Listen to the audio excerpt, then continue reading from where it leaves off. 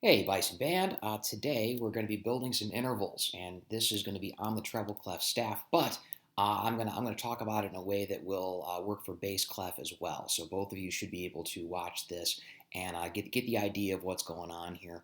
In addition to our unison, which is the same note, and the third, which is two notes away, the fifth, which is four notes away, and the octave, which is of course the same note name but a higher or lower version, which is seven notes away. We're adding a new interval to this, which is the fourth.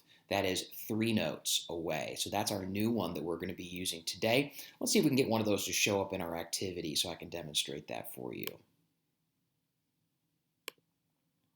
Okay, so first one up, I see that we have two notes that are the same. We know that these same notes are a unison. I'm going to hit number one for that. I see here I have notes that are 1, 2, 3, 4, 5, 6, 7 away. That would be our octave right here, low C to high C. Or if you're a bass clef person, this would be a low E to a high E on your screen.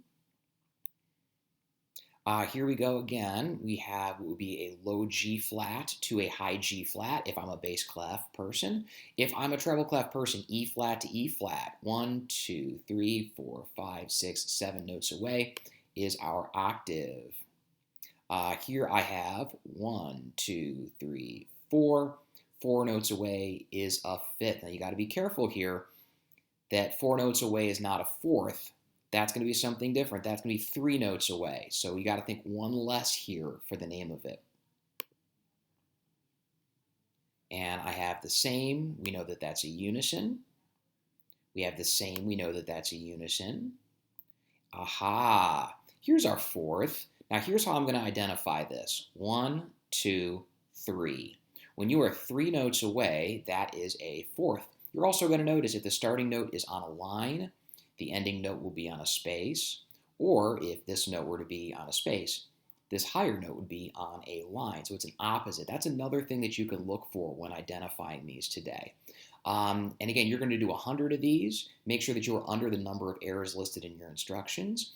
And if you go over those, stop it, go back, submit your best results or submit your best effort, and then try it again.